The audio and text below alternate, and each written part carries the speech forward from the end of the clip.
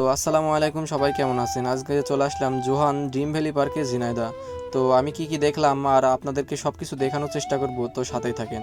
এখানে পেয়ে যাবেন সুন্দর ঝর্ণাধালা, সাথেই পেয়ে যাবেন পাশে বড় নাগরদোলা বিশাল, পাশে পেয়ে যাবেন সুন্দর একটি রোলার কোস্টার, আরও সুন্দর মনোরম পরিবেশে হাঁটার জায়গা, পাশে একটি লেক পেয়ে যাবেন, আর সাথে পাবেন বসার মনোরম পরিবেশ, আর পেয়ে যাবেন সুন্দর একটি ঝুলন্ত ব্রিজ যেটা একদম লেকের উপর দিয়ে তৈরি। আর ছবি তোলার জন্য সুন্দর সুন্দর জায়গা পেয়ে যাবেন এই জায়গাটায়। আর সাথে স্পিড বোট রাইড তো আছে, স্পিড বোট রাইড না ছাড়া কি আর জমে পার্ক? তো স্পিড বোট রাইডটা এই জায়গায় পেয়ে যাবেন। আর স্পিড বোট রাইডের পাশে পেয়ে যাবেন কৃত্রিম পাহাড়, যে ফুল দিয়ে সাজানো।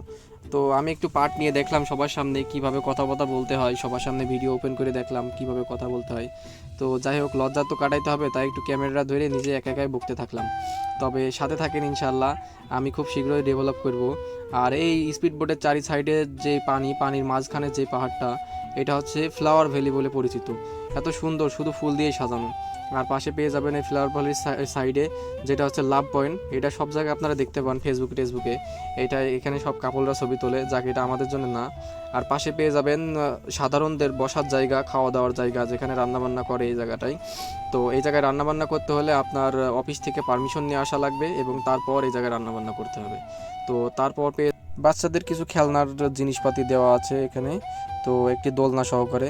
আর এই জায়গায় দেখলাম একটা উট বাবাজি এখানে বান্ধা আছে, তো আমি দেখলাম যে তা উট বাবাজির কাছে একটু ইন্টারভিউ নিই, কই দেখি উট বাবাজি আবার পাথরের।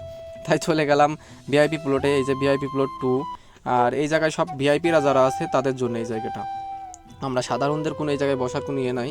তো ভিআইপিরা যখন এই জায়গা থেকে অনেক দূর থেকে আসে, ট্যুরিস্টরা আসে, তখন এই জায়গা থেকে আপনার রান্নাবান্না করে খাওয়া দাওয়ার জন্য এই জায়গাটা ওদের জন্য। আর এই জায়গাটা সব থেকে সুন্দর করে সাজানো।